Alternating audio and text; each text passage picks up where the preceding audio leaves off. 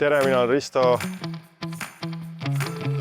Rattad on mu elu, ma olen erinevate rattasündmuste asutaja, korraldaja nagu Tallinn Bicycle Week, Tour de Simple Session, erinevad rattapoed, ettevõtmised ja mulle meeldib rattaga matkata, võistelda ja niisama ringi sõita. Hea ja hooldatud ratas on loomulikult rattasõidu alus, aga sama oluline on ka kuhu panna oma asjad, oma riided, igasugused vidinad, mis tulevad kaasa, eriti kui on pikem reis.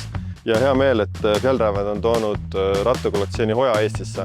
Vaatame minu lemmikud hojakotid üle. See ratas on nüüd praegu täiesti varustatud minema nädalavahetuseks isegi pikemaks matkale või väljasõidule. Kui vaatades lähemalt, siis alustame näiteks snäkikotist, mis käib siia niimoodi stemmi ja lenksu külge. Pealmine koht on siis nagu veekindel, see on võimalik kinni tõmmata.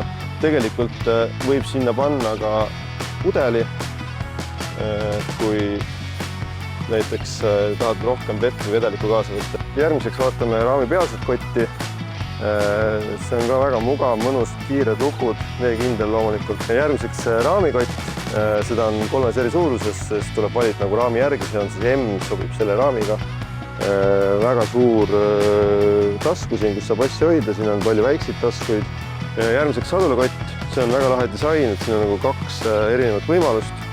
Et praegu hetkel on tal küljes siis dry bag 3,5 liitrina, mille võib siis nagu täiesti täis panna ja on see siis nagu päris suur sadulakott pikendusega. Aga kui seda nagu ei ole vaja või on see nagu tühjaks pandud, siis on võimalik ka lihtsalt temast teha selline väike sadulakott. Ja väga lahe kontsept on Hojal puusakotil. Siin on näiteks taskud joogipudelite või kinnaste või mis iganes staffi jaoks. See peale saad panna enda pusa või tuulejaki või pumba ja sees on loomulikult palju ruumi. Ja mis on tal eriti lahe on see, et tegelikult see käib siit rullib lahti seljakotiks.